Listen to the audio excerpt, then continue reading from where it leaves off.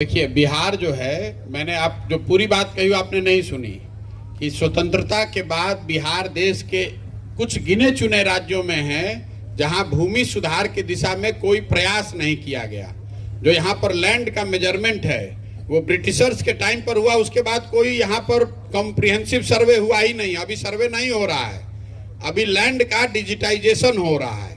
जो पहले से सर्वे किया हुआ है उसी को, जो पहले रजिस्टर 2 कागज में था, उसी कागज को वो कंप्यूटर में उन्होंने डाल दिया और इस हेफेजार्ड मैनर में डाला कि उससे और समस्या बढ़ गई।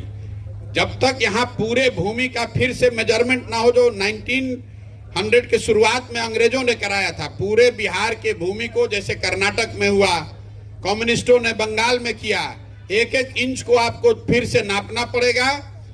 कोई उसमें शॉर्टकट नहीं है। भूमि का स्वामित्व जो है उसको निकालना पड़ेगा कि किसके पास कौन सी जमीन है, और फिर उसका जब डिजिटाइजेशन कीजिएगा तभी इसका सुधार हो सकता है। अभी आधा अधूरा करीब करीब यहाँ 5.5 लाख एकड़ जमीन जिसका स्वामित्व ही डिस्प्यूटेड है, जो आप बात बता रहे हैं। भूदान की जमीन कहाँ गई? भूदान आंदोलन हुआ बिहार में, भूदान का जमीन किसके पास है किसी को पता ही नहीं है। यहाँ पर जितने लोग बड़े बड़े यहाँ पर मठाधीश थे, उनकी जमीन कहाँ गई किसी को पता ही नहीं है। यहाँ चूंकि फ्यूडल सोसाइटी है तो डर के सामाजिक न्याय की यहाँ बात हुई है, लेकिन आपने देखा होगा लालू जी हो चाहे नीतीश जी, इन्होंने भूमि सुधार को छुआ ही नहीं। जिन वर्गों को लालू जी दावा करते हैं कि हमने आवाज दिया, वो ठीक है, आवाज उन्होंने दिया पिछड़ों को, लेकिन उन पिछड़ों को उन्होंने जमीन नहीं दिया।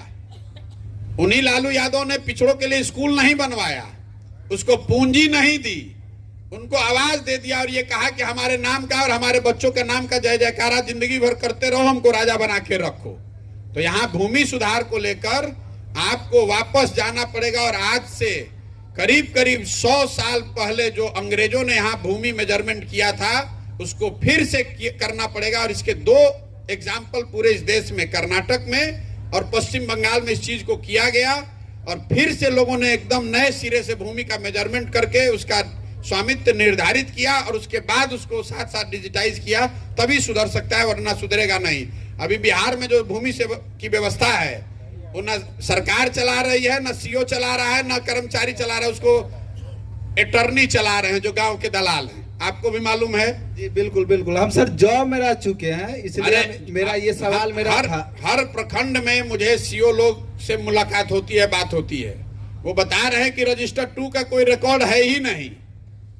रजिस्टर 2 अगर अटर्नी ने फाड़ दिया, अगर उस पर कोई स्याही गिरा दिया तो हो गया डिस्प्यूट ऑफ परमानेंट। अब उसका कोई प्रमाण नहीं है, राज्य के स्तर पर कोई उसका दस्तावेज नहीं है कि ये बताया जाए कि ये जमीन है किसकी।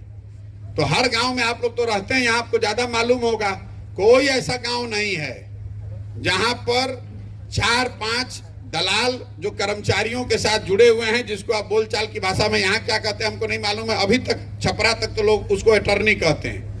वही तय करता है कि जमीन किसके पास है, नहीं है।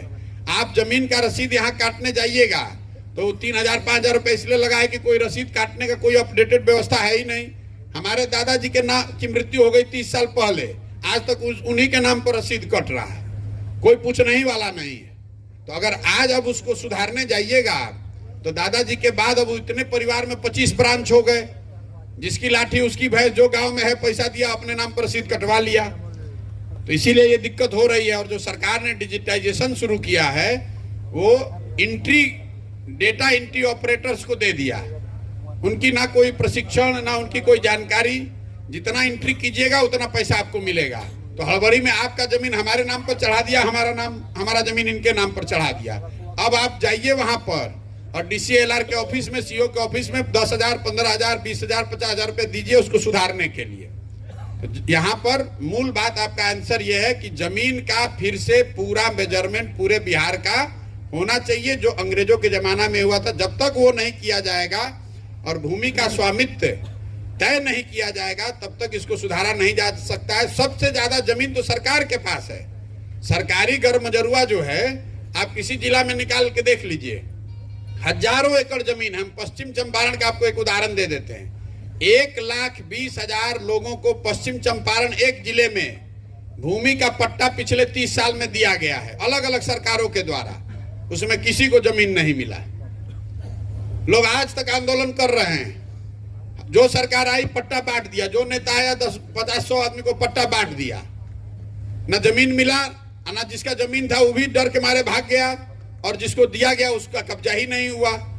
तो पूरी भूमि सुधार को जब तक यहाँ नहीं लागू किया जाएगा, तो आप ठीक कह रहे हैं, वो डिस्प्यूट का और बिहार के पिछड़ापन का एक बड़ा कारण है जमीन के दिशा, भूमि सुधार की दिशा में काम का न होना।